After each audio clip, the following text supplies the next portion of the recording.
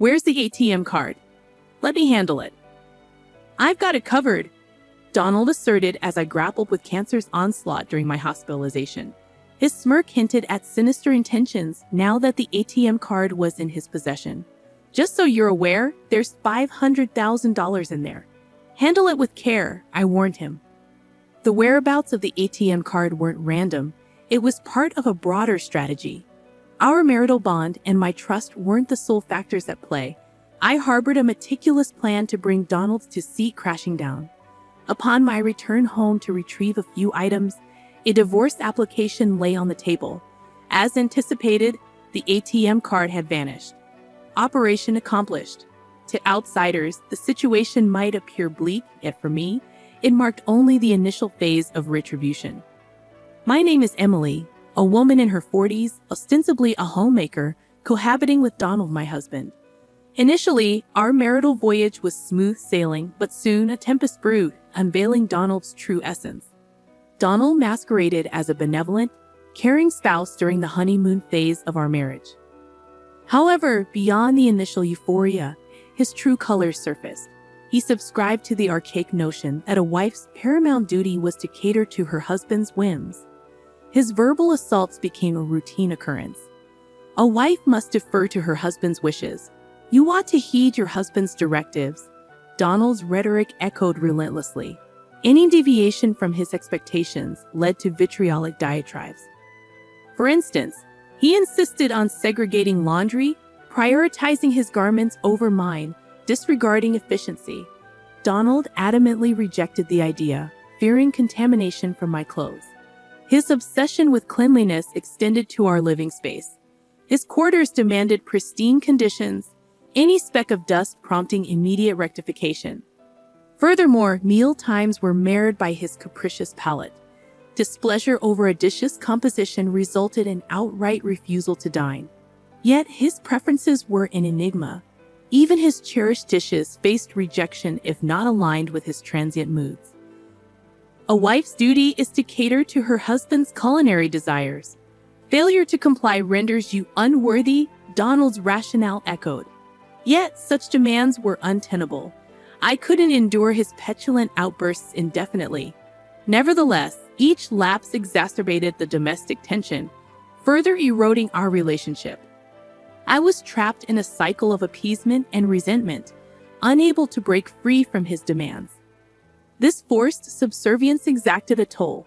Collapsing mid-chores, I succumbed to unconsciousness, the clatter betraying my fall. As I crumbled, a vigilant neighbor alerted the building manager, who promptly discovered me and dialed for emergency assistance. Rushed to the hospital and slowly drifting back to consciousness, my hopeful whisper, "Let them find nothing amiss," was swiftly shattered. Cancer had stealthily invaded my body. Whether its presence exacerbated my vertigo or not remained uncertain, but the sensation was debilitating, rendering me incapable of remaining upright. A compassionate nurse provided support as I collapsed into a nearby chair. Subsequently, the doctor advised summoning family members. I dialed my parents' number instinctively, only to remember that Mom had departed years ago, leaving Dad in a fragile state, residing with my brother and his wife 3 hours away by plane, a journey impossible in haste. Faced with limited options, I reluctantly reached out to Donald, but my call was met with his unattended voicemail. A futile message lingered in digital limbo as he had meticulously silenced notifications from me, ensuring delayed acknowledgement. Though tempted to venture home myself, medical counsel deterred such recklessness, leaving me resigned to my plight. Hours later, Donald finally responded with a succinct promise. "I'll come to the hospital tomorrow. Wait for me." His terse message, devoid of concern, weighed heavily on my already burdened spirit. Earlier, I had explicitly implored Donald to deliver my essentials promptly, a change of attire, toiletries, and other necessities essential for the day's exigencies. Despite my persistent pleas, silence pervaded his end, amplifying my distress. When he eventually acknowledged my plea after a prolonged interlude, his retort, "Shut up and be quiet," struck a discordant note, particularly given the urgency of my situation. Disappointment mingled with resignation as Donald failed to materialize at the hospital, further eroding any lingering optimism. I endeavored to temper expectations, yet a sliver of hope stubbornly persisted, intensifying the agony of my inaugural hospitalization. The compassionate gestures of the nursing staff, though comforting, served as a poignant reminder of my solitary ordeal. True to his word, Donald materialized the following day, his casual observation upon seeing me. "You look healthier than I thought," a stark juxtaposition to the gravity of my predicament. "I expected you to be more frail." His remark ignited a fury within me. "Just set down whatever you have and leave," I spat, my gaze sharp as I angled my head. "I haven't brought anything," Donald retorted, his tone betraying confusion. Why was he even here then? Wasn't he tasked with fetching my belongings? My anger surged, manifesting in a piercing glare. "Then why bother showing up if you haven't brought what I asked for?" "It's utterly pointless," I snapped, my voice laced with indignation. His response was curt. "I had another errand." Bewildered, I demanded, "Another errand? What could possibly take precedence over this?" Donald hesitated, his demeanor hinting at an impending revelation. "If you have something to say it now." I pressed impatiently, my fatigue from anxiety amplifying my impatience. With an unsettling chuckle, he finally divulged, "Where's the ATM card?" "Let me manage it. Trust me." It clicked. He was here to locate the ATM card, presumably to wrest control of our savings for his own gain. His brazen self-interest, even in the face of adversity, elicited a deep sigh from me, yet Donald remained unperturbed, his smile unyielding as if oblivious to the gravity of the situation. I couldn't endure his presence any longer. It was time to take action. "There's $500,000 in there, so handle it with care," I disclosed, watching as realization dawned on him. $500,000, he exclaimed, a mix of surprise and delight coloring his features. To provide context, both Donald and I were ordinary office workers before marriage, devoid of any fortune. The source of this sudden wealth, stocks. Following a friend's advice, I had delved into stock market investments during my tenure as a housewife, culminating in a windfall. Initially intending to save it for the future, I had harbored reservations about divulging the existence of this sizable sum, fearing Donald's selfish tendencies. However, driven by a desire for retribution against his repeated acts of self-interest, I opted to reveal the money's existence, laying the groundwork for my retaliation. Donald appeared convinced that his machinations were proceeding smoothly, but little did he know, it wasn't going to be as straightforward as he imagined. Thankfully, it was a holiday, rendering the bank's counters inaccessible. With Donald's return to work scheduled for the next day, withdrawing the funds would likely have to wait until evening. This afforded me a window of opportunity to set my revenge plan in motion. After consulting with my doctor and obtaining clearance, I was granted temporary leave from the hospital. Tomorrow would mark the culmination of my vengeance, and anticipation coursed through my veins. True to plan, the following day, I embarked on the pretext of retrieving my belongings from home. Yet my true objective lay elsewhere, despite the fleeting nature of the endeavor. The ache of longing for home was palpable as I stepped across the threshold. Donald absent, the house eerily silent. Within the confines of the living room, 2 documents lay conspicuously on the table: a divorce application and a letter. "Apologies for the haste, but let's dissolve our marriage. Kindly complete and submit the divorce paperwork," the letter implored. A cautious sweep of the shelf revealed the absence of the ATM card, confirming my suspicion that Donald had absconded with it. Ordinarily, the loss of such a substantial sum might evoke dismay, yet a smile graced my lips. "Operation successful," I murmured, the satisfaction palpable. Had Donald been present, my cryptic remark would surely have confounded him. With resolve, I proceeded to fill out the divorce application, gathering the essentials required for my hospital stay. Departing from the home we had shared for years, I ensured to file the divorce paperwork en route, severing the final tether binding me to Donald. Back at the hospital, I braced myself for the challenges ahead, engaging in discussions on various fronts. Later, as I settled into a moment of reprieve, my attention was drawn to a flurry of missed calls from Donald, accompanied by a barrage of messages, all echoing a singular plea: guide me through the withdrawal process. Acknowledging my perusal of the messages, my phone erupted once more. Mindful of my roommate, I retreated to the common area designated for phone calls before returning the call. Emily, at last. I'm unable to access the funds. Please help me navigate this. Donald's tone betrayed a sense of urgency surpassing my expectations.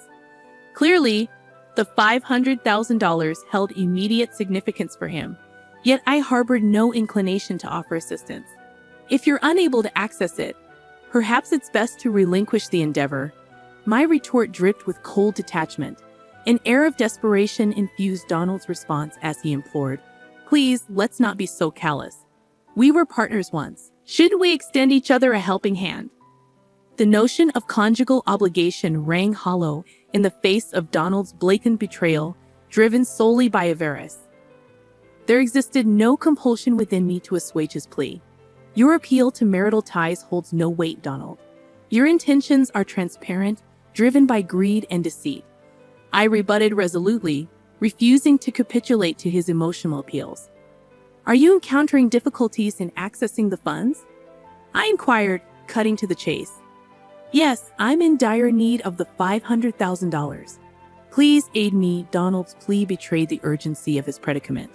Despite possessing the ATM card necessary for accessing the substantial sum, he found himself thwarted at every turn. Concerned that he might have misinterpreted the process, Donald reached out to me for guidance. As I listened to his explanation, his plea for assistance resonated with an uncharacteristic vulnerability, his voice tinged with desperation. The irony of his predicament threatened to elicit a sardonic chuckle from me. Opting to confront Donald with the stark reality, I delivered the crushing blow. Your approach is correct, but the ATM card you possess has been rendered useless. I disclosed.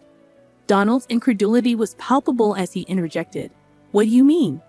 An ATM card should function normally, a sentiment rooted in logical expectation, yet futile in this instance. Why? Because earlier today, I reported it stolen. I revealed, punctuating the revelation with a weighty silence. Donald's stunned silence echoed through the receiver, the gravity of the situation sinking in.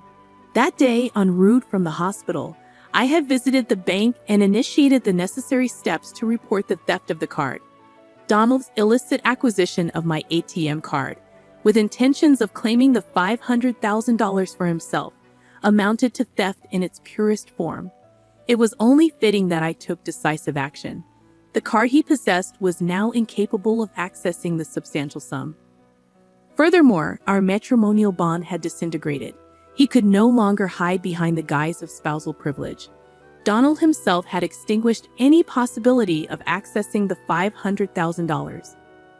How does it feel to be outwitted by the very person you belittled? I mused aloud, my wariness punctuating the exchange. I need the $500,000 right now, please. I'll do anything, just give me the money. Donald's plea echoed with desperation, his urgency palpable. Yet, I struggled to comprehend the sudden need for such a substantial sum. Why the sudden urgency for $500,000? What have you gotten yourself into? The ominous uncertainty gnawed at me, compelling me to seek clarification from Donald. In response, he began to unravel the tale of his misfortune. 2 days ago, upon learning of the $500,000, Donald rashly resigned from his job, anticipating a windfall. He squandered a significant portion on gambling, accumulating a staggering debt of $300,000. The situation grew dire as creditors demanded repayment within a week, threatening Donald's precarious future. Deluded by the notion that the ATM card linked to the $500,000 would resolve his woes, he continued his reckless spending unabated. However, his misguided optimism was shattered when his attempts to withdraw the funds from the bank proved futile. Stripped of the $500,000 lifeline, Donald faced an uncertain fate. As Donald recounted his plight, panic laced his voice, rendering his plea for assistance all the more poignant. His distress seemed genuine, devoid of deceit or pretense. A heavy sigh escaped me as I processed the depth of his folly. Donald's reckless pursuit of wealth had led him down a perilous path, squandering $300,000 in mere days.